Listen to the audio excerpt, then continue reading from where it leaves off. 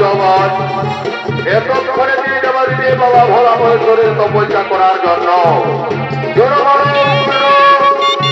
গভীর মহাসাগরের দিকে আগমন করেছে।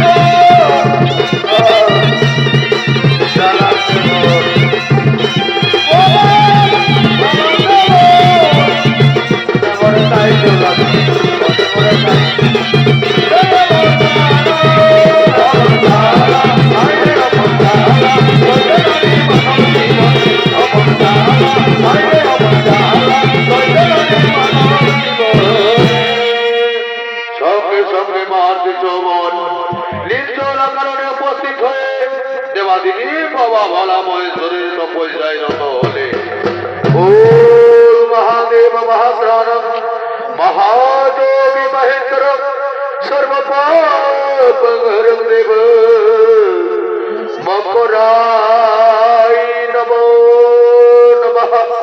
ওম নমঃ শিবায় নমঃ। ওম নমঃ শিবায় নমো নমঃ।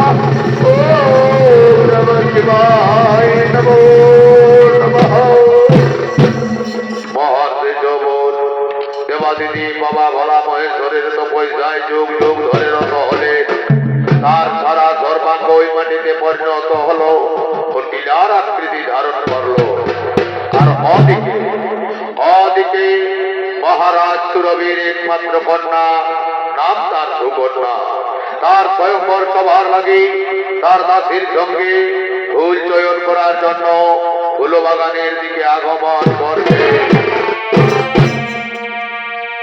ফুলের বাগানে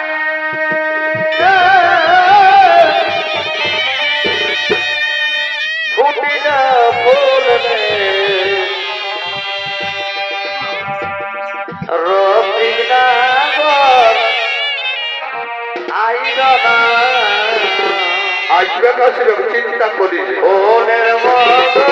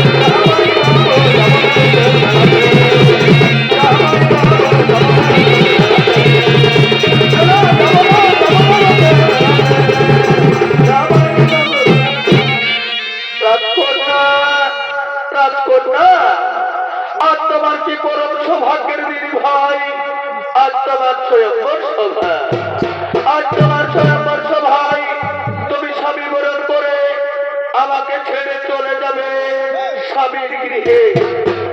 আমি যে তোমায় ছাড়া এক মুহূর্ত বাঁচতে পারবো না রাজকন্যা। ওরে দাসী, তুমি ঠিকই বলেছ ভাই। আজ আমার কি আনন্দের দিন, আজ আমার কি পরম সৌভাগ্যের দিন, আজ আমার স্বয়ংবর সভা। কিন্তু ওরে দাসী, আজ আমি কেমন করে তোমাকে ছেড়ে স্বামী বরণ করে চলে যাব স্বামীর গৃহে? আমি যে পারবো না দাসী, আমি যে তোমায় ছেড়ে চলে যেতে পারবো না। রাজকন্যা, রাজকন্যা, তুমি কেঁদো না রাজকন্যা, কেঁদো না। তোমার এই আনন্দের দিনে চোখের জল আমি দেখতে চাই না রাজকন্যা। তোমার আজ আনন্দের দিনে আমি তোমার চোখের জল দেখতে চাই না। ওরে দাসী, ওরে দাসী, আমি মনে মনে চিন্তা করি ভাই, আমরা বাল্যকাল থেকে দুজনে খেলতে খেলতে একসঙ্গে মানুষ হয়েছি। আর আজকে মনে করে তোমাকে ছেড়ে, আজকে মনে করে তোমাকে ছেড়ে স্বামী বরণ করে চলে যাব স্বামীর গৃহে।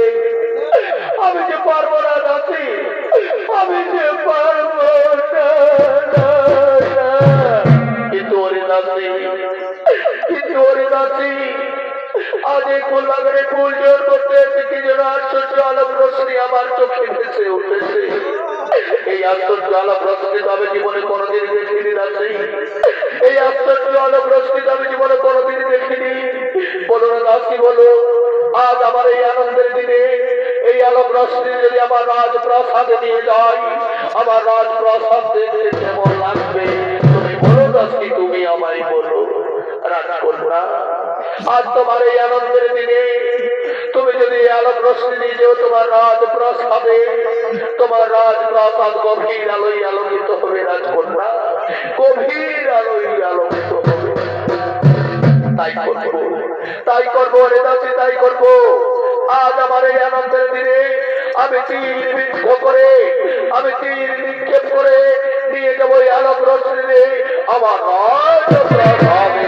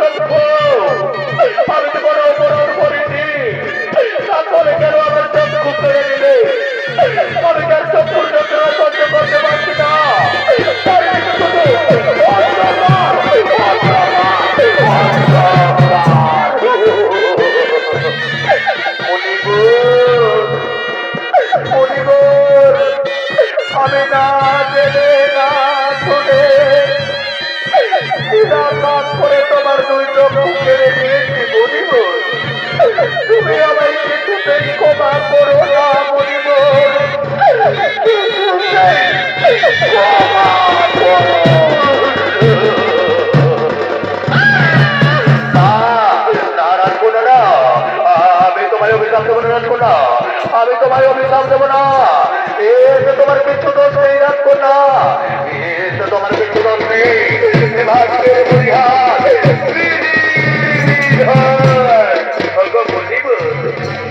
আমি যে অপকর্ম করেছি, আমি যে পাপ কর্ম করেছি, এই পাপ চিত্র আমি সয়ে যেই কর্ম করিব। আজকে আমার স্বয়ংবর সভা, তুমি আমার স্বয়ংবর সভায় এসো বলিব, তুমি আমার স্বয়ংবর সভায়, তুমি আমার স্বয়ংবর সভায়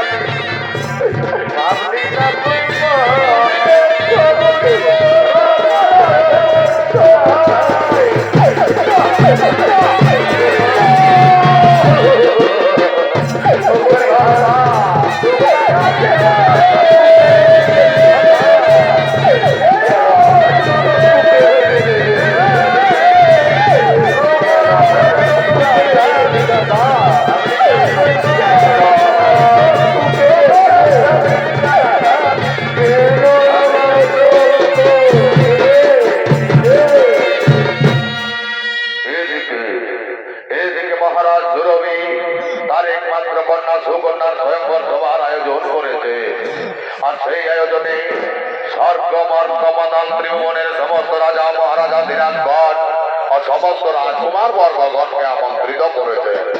আর আমন্ত্রিত করে নিয়ে তার একমাত্র কন্যা সুকন্যার স্বয়ংবর সভার দিকে আগমন করছে। ওরে আমার ভালোবাসা দাদা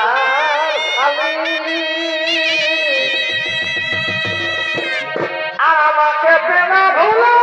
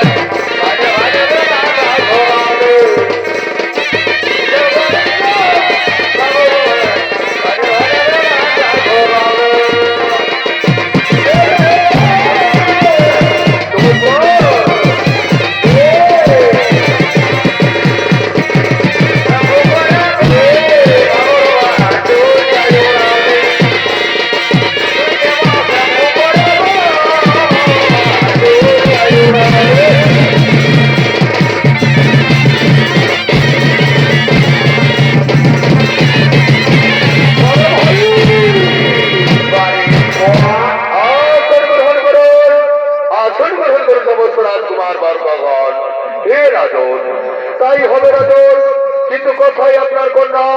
আপনার কন্যাকে এই সংবর সভায় নিয়ে আসার অনুমতি দিন রাজন, আপনার কন্যাকে এই সংবর সভায় নিয়ে আসার অনুমতি দিন। তাই হবে রাজকুমার বর্গগণ, আপনারা সকলে নিজ নিজ গ্রহ আসন গ্রহণ। ওরে কে আছে? আমার একমাত্র কন্যা সুকন্যাকে সংবর সভায় নিয়ে এসো। অদিকে সুকন্যা তার দাসীর সঙ্গে বড় মাল্য হাতে লয়ে স্বয়ংবর সভার দিকে আগমন করতে চলেছে।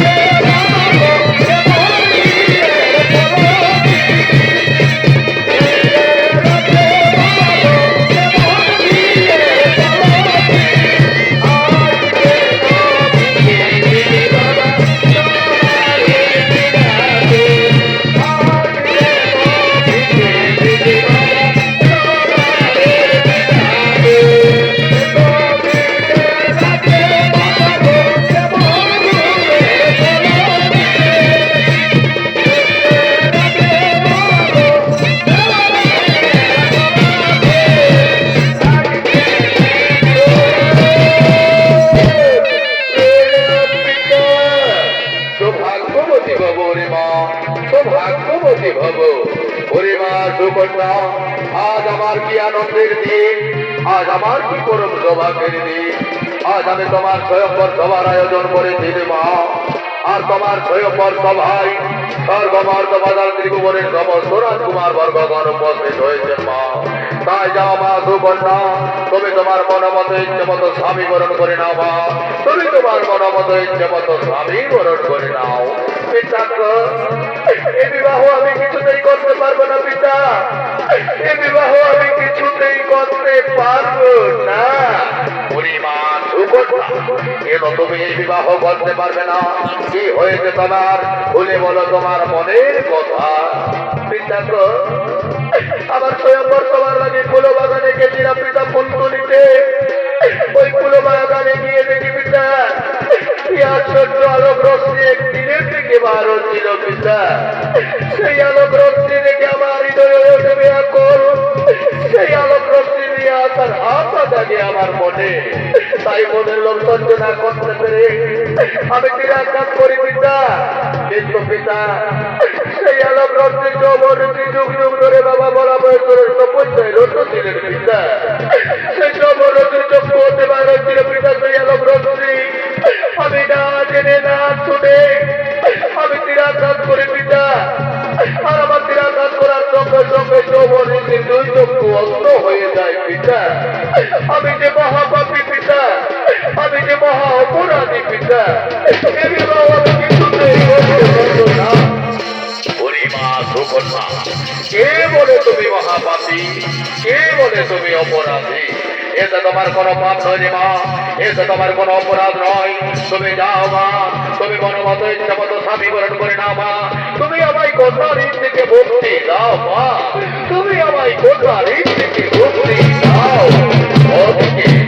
ওদিকে চবরদেশে খোদাতে সোনার জ্বালা যন্ত্রণা সহ্য না করতে পেরে, চক্ষুর যন্ত্রণা সহ্য না করতে পেরে খাবার ভিক্ষে করতে করতে স্বয়ংবর সভার দিকে আগমন করছে।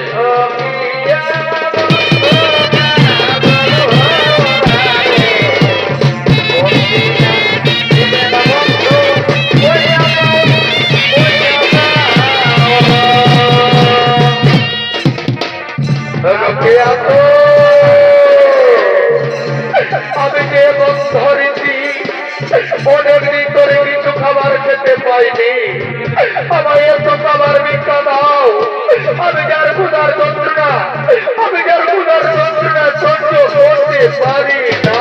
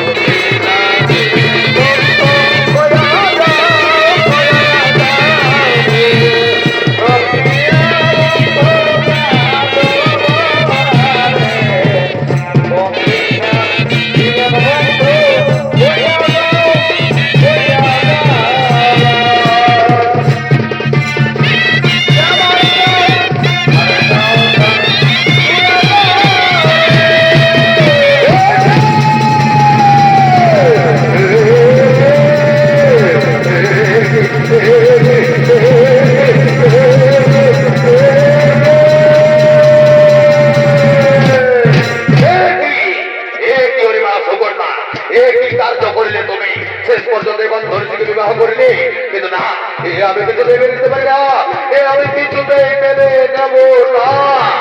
পিতা গো, আগো পিতা, আমি তাকেই বলেছি পিতা, আমি নিরাকাশ করে এনেছি, দুই চোখ বন্ধ করে নিয়েছি পিতা, তাই তো আমি ধর্ষীকে বিবাহ করে আমার বাপের প্রায়শ্চিত্ত করেছি পিতা।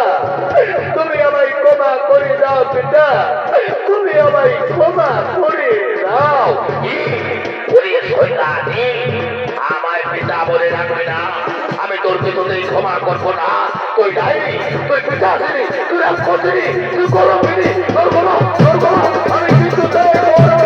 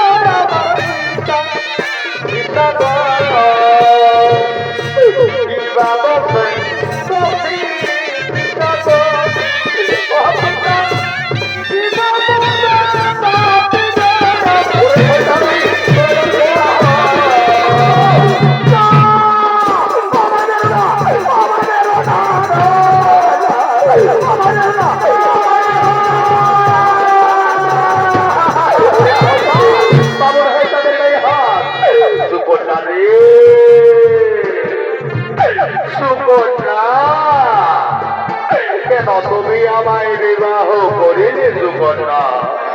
আমি যে আর বাঁচবো না সুকন্যা, আমি যে অন্যের অত্যাচার সহ্য করতে পারছি না সুকন্যা, মনে হয় আমি আর বাঁচবো না।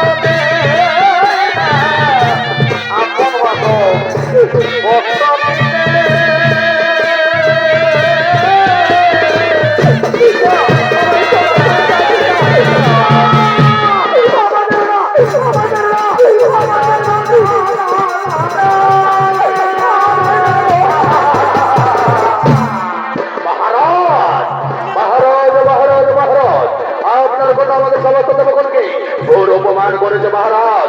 এই অপমান আমরা কিছুতেই সহ্য করবো না মহারাজ। এই অপমানের পরিবর্তে আপনি আপনার কন্যাকে পাঠান বনবাসে, নতুবা আপনি আমাদের সঙ্গে যুদ্ধের জন্য প্রস্তুতি নাও। না না না না রাজকুমার বর্গ না, আমি কিছুতেই আপনাদের সঙ্গে যুদ্ধ করতে পারি না। আমি কিছুতেই আপনাদের সঙ্গে যুদ্ধ করবো না। আমি আমার এই কলঙ্কিনী কন্যাকে, আমি আমার এই শৈতানি কন্যাকে চাবুক মারতে মারতে গলা ধাক্কা দিয়ে রাজপ্রাসাদ থেকে দাঁড়িয়ে দেবো, বাজাইব বনবাসে। ওই আমার গলা উঠে দে, ললিতে আমার গলা উঠে দে, ললিতে আমার হাড়ি গলা